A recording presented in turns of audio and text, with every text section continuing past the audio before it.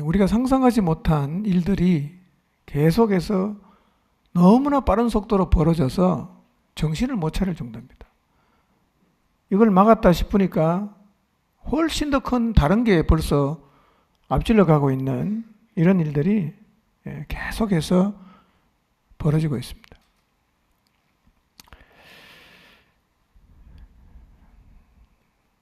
그러나 교회가 여호수아 시대로 돌아간다면 쓰나미가 몰려와도 교회가 그 세상의 쓰나미를 뒤집어 엎는 역사를 만들어낼 줄로 믿습니다. 예. 사사기 시대가 극복이 되어야 합니다. 사사기 시대가 극복이 안 되면 끝납니다. 우리가 봐도 한국 교회가 저 교회는 끝났다 는 생각을 하게 되는 모습을 보이는 교회들이 적지 않습니다.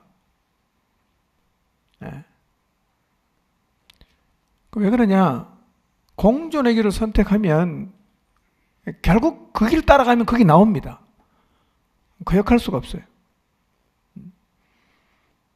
완전히 목숨 걸고 돌아서겠다는 결심을 하지 않는 한 사사기 시대는 쉽게 극복이 되는 게 아닙니다. 어쩌면 우리는 아직도 너무 안일하게 생각하고 있을 수 있어요. 언제든지 마음먹으면 돌아설 수 있다. 오해고 착각입니다. 돌아서는 게 얼마나 어려운지 몰라요. 목숨 걸어도 잘 안 돌아서집니다. 이게 세상이에요. 이런 세상 속에 우리가 지금 살아가고 있습니다. 공존을 선택한 것으로 특징 지어진 이 사사기 시대는 성경에 나오는 사사기 시대에 한 번 나타남으로 끝난 게 아니라 오늘날도 같은 패턴으로 계속해서 반복이 되는 거예요. 우리를 포함해서 사사기 세대처럼 공존과 타협을 선택하고 세상을 정복하는 전쟁을 포기한 사람들이 너무 많잖아요, 벌써. 한국 교회는요, 이런 사람들로 넘쳐나고 있습니다. 적당히 해, 대충 해, 뭘 그렇게 열심히 하냐.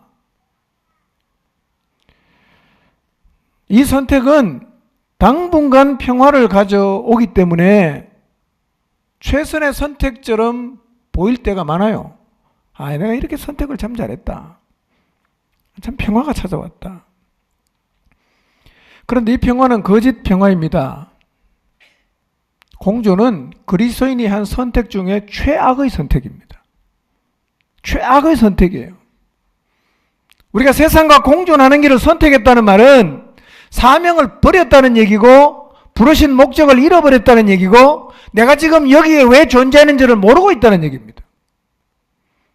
그리스도인인 나는 여기에 왜 존재하는가? 이 질문을 우리는 하나님 앞에서 우리 자신에게 계속 해봐야 됩니다. 이렇게 살기 위해서 내가 이 땅에 존재하는가? 그 질문이 필요합니다. 나는 누구인가? 뭐 하며 살아야 되는가? 여러분, 하나님이 왜 나를 부르셨다고 생각합니까?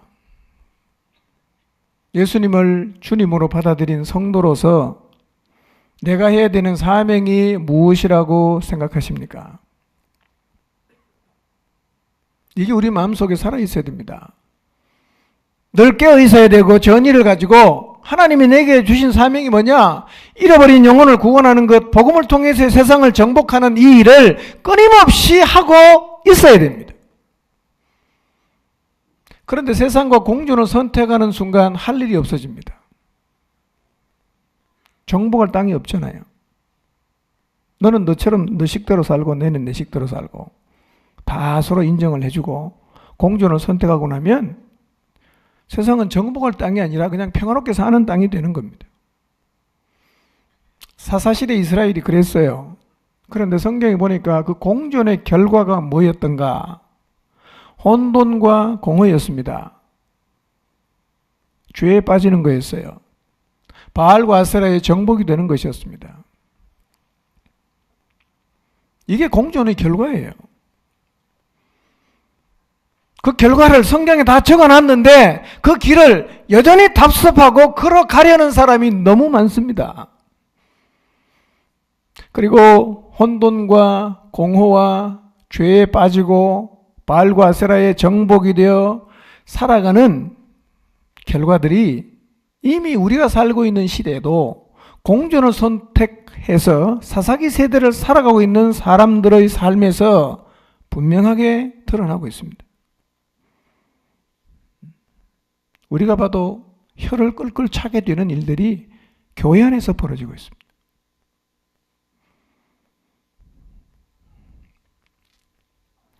레위지파 미가의 집에서 일어났던 일을 다시 생각해 보십시오. 은으로 만든 신상과 에봇과 드라빔을 갖춘 개인 신당이 집에 있습니다. 돈을 주고 제사장을 샀습니다. 자, 이렇게 다 갖춰놨으니까 이제 하나님께로부터 복을 받을 것이라고 말합니다.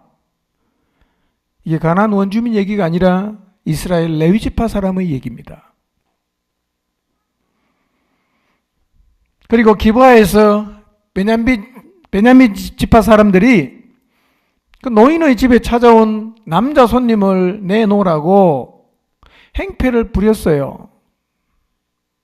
이런 일은 하늘에 계신 하나님이 이 땅을 내려다볼 때 죄가 너무 많아서 도저히 둘 수가 없어서 유황불로 멸망시킨 소돔성에서 일어난 일과 정확하게 똑같잖아요. 이게 어디서 일어났냐? 이방 나라 사람들에게 일어난 게 아니라 하나님으로부터 율법을 받았던 이스라엘 백성들에게서 이런 일이 일어났어요. 그리고 이 일의 주인공이 다 레위지파입니다. 하나님의 말씀을 맡았던 사람들까지도 공존을 선택하고 나니까 이렇게 완전히 엉망진창이 되어버렸습니다. 오늘날도 똑같습니다. 이 원리는 바뀌지 않습니다. 바뀌지 않아요.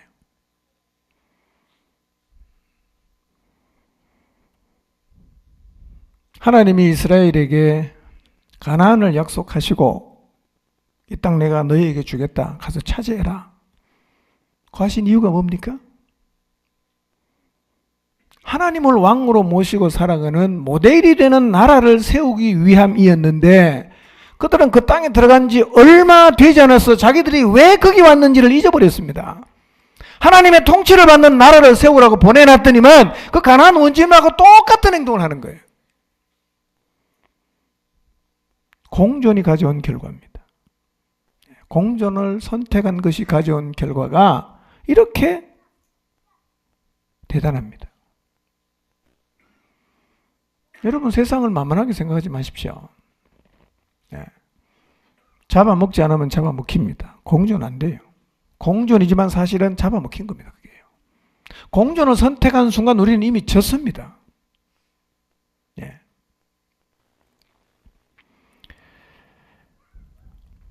이런 일은 오늘 우리들의 삶에서도 계속 일어나고 있습니다. 지금도 계속 일어나요. 혼돈과 공허와 엉망이 되는 삶을 지나서 한 걸음만 더 가면 정복하러 간 땅에 완전히 정복이 되는 것입니다. 세상을 정복해야 되는데 세상의 정복을 당했단 말이에요. 오늘 우리의 삶을 한번 정직하게 돌아봅시다. 나는 지금 세상을 정복하는 자로 살고 있는가? 아니면 이미 세상에 정복된 채로 살고 있는가? 우리는 하나님이 없다고 말하는 세상을 향해서 하나님을 증거하고 여호수아 세대처럼 이 땅에 정말 하나님이 살아계신다는 것을 우리의 삶과 사역을 통해서 증명하고 드러내야 합니다. 보이는 것이 전부라고 믿고 풍요와 쾌락을 누리는 것이 최고라고 생각하는 사람들을 향해서 아닙니다. 그보다 더 중요한 것이 있습니다. 라고 그들에게 말하고 우리가 실제로 보이는 것보다 더 중요한 것들을 추구하는 삶을 살고 있어야 됩니다. 이게 신자의 모습이에요. 우리가 이렇게 살아야 세상도 희망이 있어요.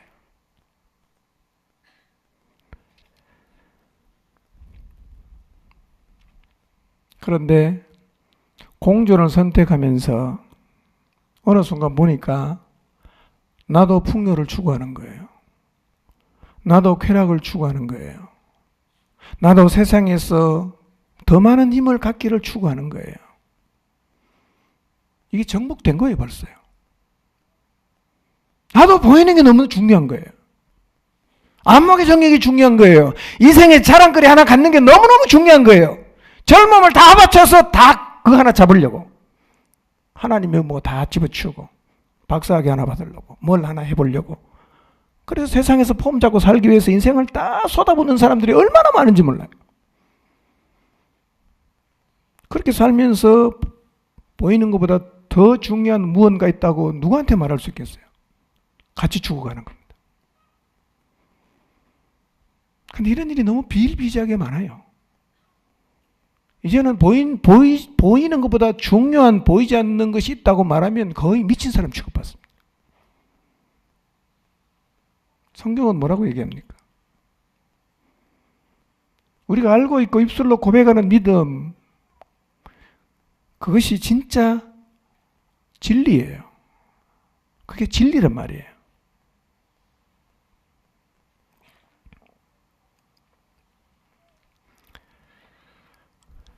공주는 필연적으로 우리를 이 자리에 세웁니다. 나를 끌어다가 거기 세워요. 그 길은 가면 결국은 그 자리에 가게 돼 있단 말이에요. 저는 말씀을 준비하면서 가장 두려웠던 게 두 가지가 있었어요. 첫째는 뭐냐? 갈멜산에 있었던 엘리야와 바알과 아세라 선지자 850명의 영적 대결의 이슈가 오늘 우리들에게 이슈가 되지 않을까 하는 것이었어요. 야, 우리 교회도 이게 이슈가 되면 진짜 큰일이다. 갈멜산에서 이스라엘 백성을 모아놓고 하나님의 선지자가 바알의 선지자와 더불어 무슨 대결을 합니까? 영적인 대결을 합니다. 내용이 뭡니까? 누가 참신이냐 이거예요. 하나님이 참신이냐? 아니면 바알이 참신인가? 이거는요, 하나님을 믿지 않는 이방 나라에서는 그거를 주제로 토론할 수 있지만 하나님의 백성인 이스라엘 백성 앞에서 이런 얘기를 하면 안 된단 말이에요. 저는 이게 우리 교회의 이슈가 될까 너무 두려운 거예요.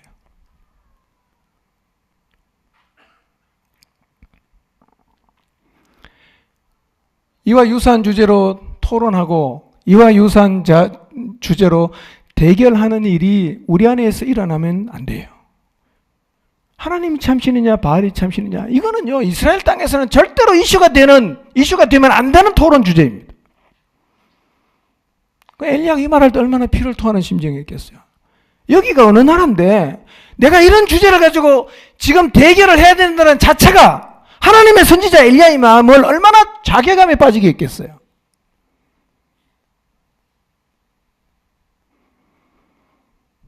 그런데 이미 한국 땅에 한국 교회 안에도 이런 주제들이 토론의 이슈가 되고 있습니다. 되고 있습니다. 교회 한켠에서 동성애를 찬성합니다. 성경을 들고 있는데 어떻게 그런 얘기를 하는지 나는 제 머리는 도저히 이해가 되지 않는데 이 갈멜산에 있었던 영적 대결의 이슈가 오늘날 한국 교회 안에서도 똑같이 이슈가 이미 되고 있어요. 보통 일이 아닙니다, 이거요. 아니, 성경에 글로 명확히 적어 놓은 게 어떻게 토론 주제가 될 수가 있어요? 그만큼 우리가 하나님 말씀에 분명한 태도를 안 보이고 있다는 얘기입니다. 성경이 노라고 말하면 목에 칼이 들어와도 노라 우리가 다 외쳐야 됩니다. 근데 아무 얘기도 안 해요. 그런 사람이 너무 많아졌습니다. 그러니 토론 주제가 되지, 이게. 여러분 이걸 두려워하시기 바랍니다. 이런 날이 한국교회에 안 오도록, 이런 날이 우리 교회는 절대로 오지 않도록 기도해야 됩니다.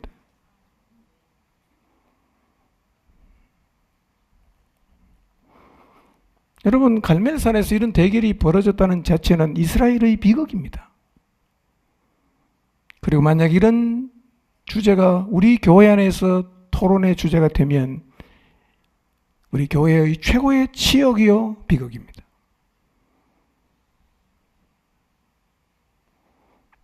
그런데 한국교회 안에는 이미 이것이 토론의 주제가 되고 있습니다. 기도해야 됩니다. 정신 차려야 됩니다. 다른 것보다도 하나님 말씀에 대해서 분명한 태도를 보여주시기를 바랍니다. 하나님 말씀에 대해서 분명한 태도를 보이세요. 성경이 노라고 말하면 절대로 노 해야 됩니다. 감옥 가도 노라고 해야 됩니다. 아멘입니까?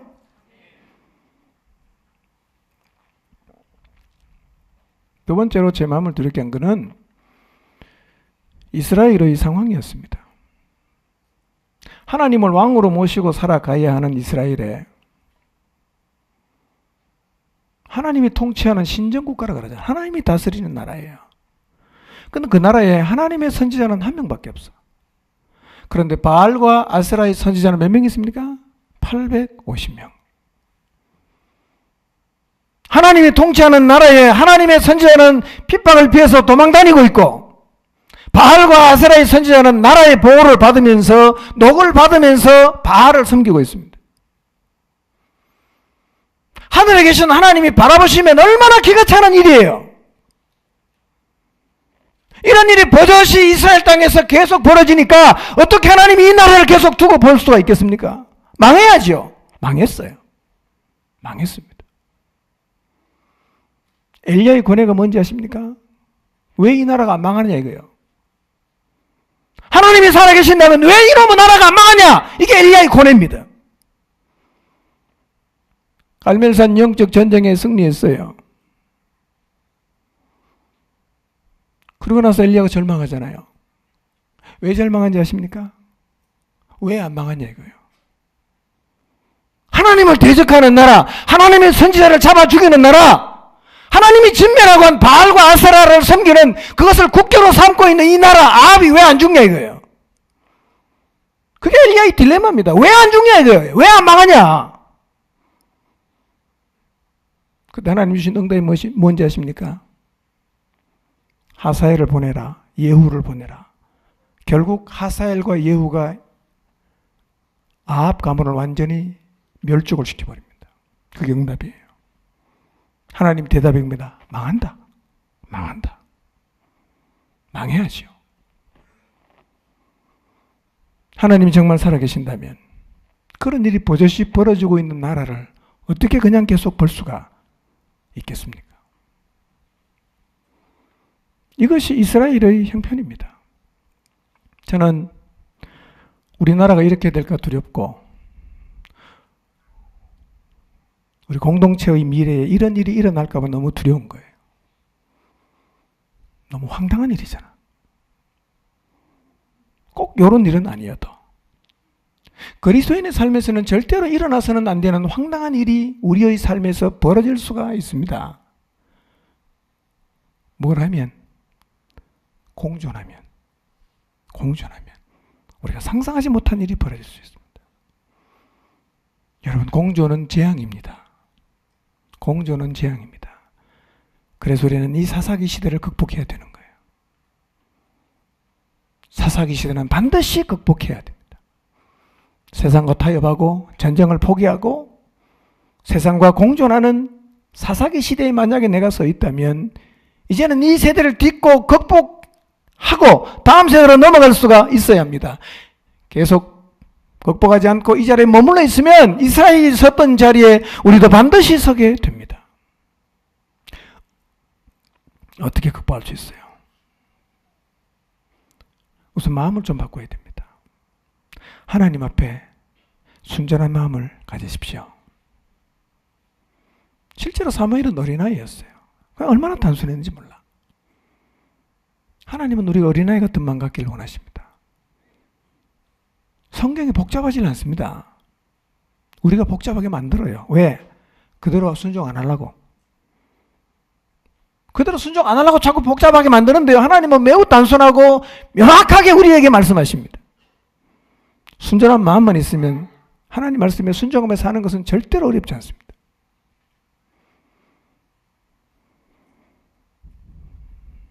토를 달지 말고 계산하지 말고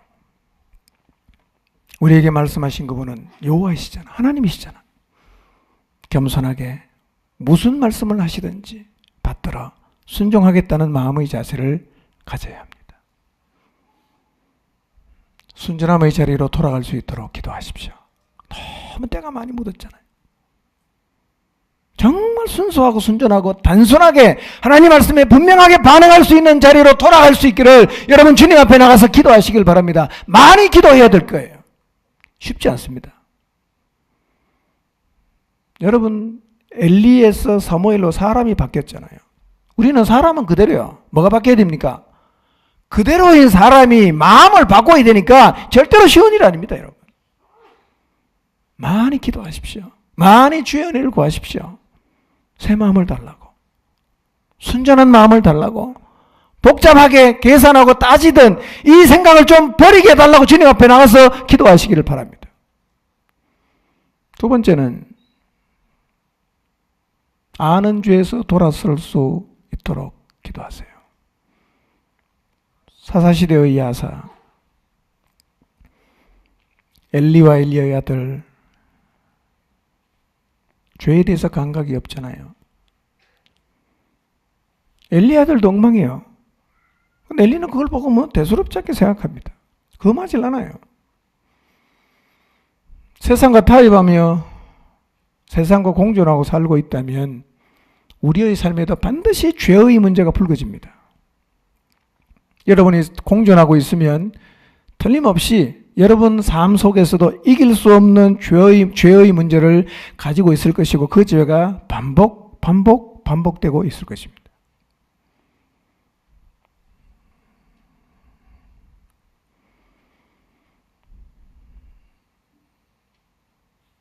순전한 마음으로 하나님께 돌아가는 게 희망입니다.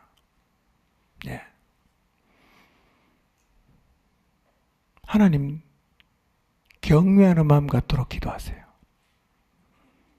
하나님은 너무 사랑이지만 동시에 너무 두려운 분이에요. 경외해야 됩니다. 하나님을 두려워해야 됩니다. 그래야 죄에서 돌아설 수 있어요. 순전한 마음을 가지고 죄에서 돌아서야 사사시대를 극복할 수 있습니다. 우리의 삶에서 길 찾아야 됩니다. 삶의 목적을 찾아야 됩니다. 사명을 다시 찾아야 됩니다. 쉽지 않습니다. 쉽지 않습니다. 주님의 은혜가 정말 많이 필요합니다. 많이 주님 앞에 나가서 엎드리시기를 바랍니다. 진심으로 회개하시기를 바랍니다. 공존하며 살았습니다. 하나님 회개합니다. 돌이키고 싶습니다. 제 삶이 너무 엉망이 되었습니다. 하나님 회개합니다. 그리고 내가 이 자리에서 돌아설 수 있도록 하나님 은혜를 주십시오. 죄가 내 삶을 끌고 가고 있습니다. 하나님 여기서 돌아서고 싶습니다. 세상에 동아리에 산 것, 이 자리에서 돌아서고 싶습니다. 정말 주님 앞에 나가서 통회하고 회개하는 일이 우리 안에 먼저 일어나야 합니다. 그래 우리의 마음이 회복이 되고 우리의 마음속에 더러운 찌꺼들이 씻겨 나가서 주님 앞에 순전한 마음으로 설 수 있게 될 것입니다. 그때 비로소 우리의 삶 속의 사사시대를 극복하는 징후들이 우리의 삶 가운데서 구체적으로 하나씩 둘씩 나타나게 될 것입니다. 순전함으로 말씀 앞에 서십시오. 늘 하나님 말씀 앞에 분명한 태도를 보이십시오. 그리고 하나님 말씀하시면 진짜 여러분의 인생을 한번 던져보십시오. 그 말씀 하나만 붙잡고 인생을 한번 던져보십시오. 그렇게 함으로 말씀을 통해서 역사하시는 하나님의 역사가 여러분의 삶 가운데서 여호수아 시대처럼 다시 경험되어 주시기를 주님의 이름으로 축복합니다. 기도하겠습니다.